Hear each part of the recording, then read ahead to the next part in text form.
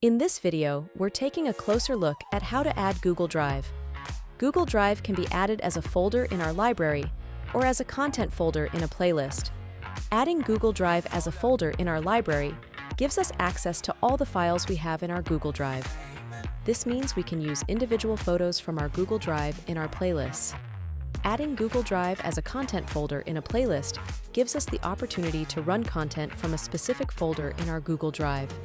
This means all photos in our Google Drive folder will be used in our content.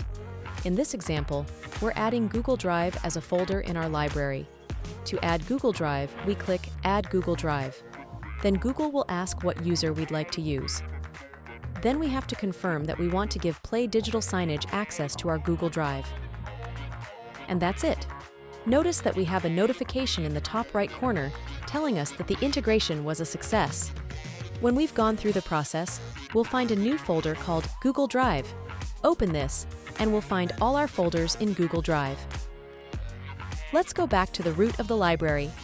To remove Google Drive from our account, we simply click Remove Google Drive. If you're interested in our Google Drive content plugin, go to playsignage.com/support and search Google Drive. Thanks for watching.